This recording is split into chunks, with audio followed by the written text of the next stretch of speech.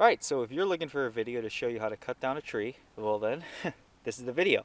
Today I'm going to cut down this birch tree, and I'm going to use the method that was taught to me by my neighbor who's lived up here basically his whole life. And I'm not telling you this is the best method or even the safest method, but it's a method that I use to clear my whole property, and it's a really good method if you're alone, especially back in the bush, and all you have is a chainsaw. And so I'm going to show you how it's done. The first thing that you want to look at is which direction is this tree leaning. Now most trees will tend to lean south because the sun sits over the equator and they'll get more direct sunlight if they lean toward the south. This tree is doing exactly that, leaning toward the south. And now I know there's certain methods where you can kind of make a tree fall wherever you want it to. This is not one of those methods. In this method I just use gravity and I found that to be the safest, most efficient way to get the tree down to the ground. And so with this cut, I'm going to cut it so that the tree falls right where it wants to go, due south. And you can't see it from that angle, but the tree is leaned that way and a lot of the branches are on that side, so there's a lot of weight. So I'm not too worried about the tree not going the way that I want it to go. You can see this line, the chainsaw, and the handle. So if you actually hold the chainsaw like this when you're cutting it, that line will face the direction that the tree will fall.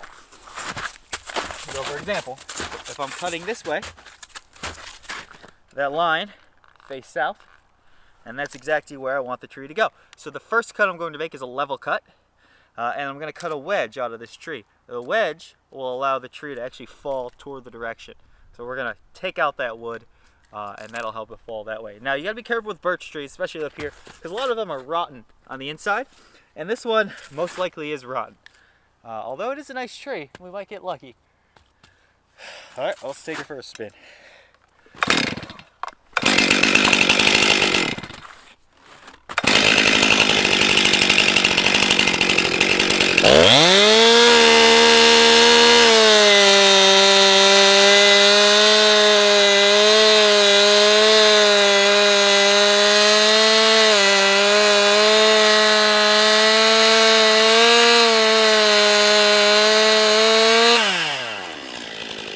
Cut 45% of the weight of the tree.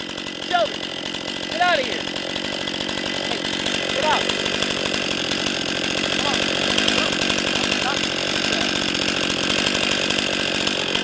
Don't trust any dogs.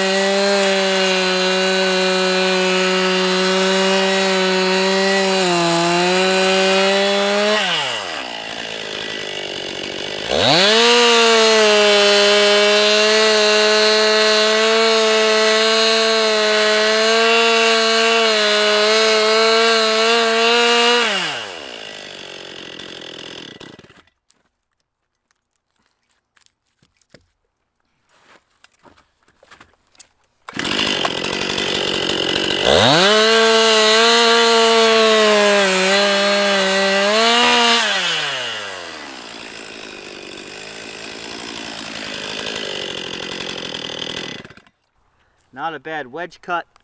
You don't want any overhang, you want to meet right there. And so this is going to act like a lever.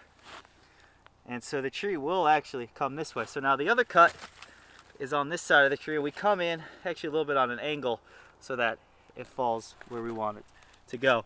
And this is that moldy stuff in the middle of the birch. You're going to run into that. It might make the tree twist, but this one isn't too bad.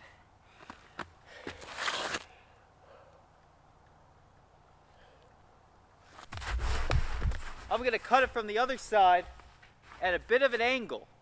Now the reason for that angle is so if the tree decides to twist or come back my way, I actually got a couple extra seconds to get out of the way. Now, that angle is taught to me by my neighbor, and I think that comes with experience. So I always cut my trees with an angle. Alright, well, let's get her down.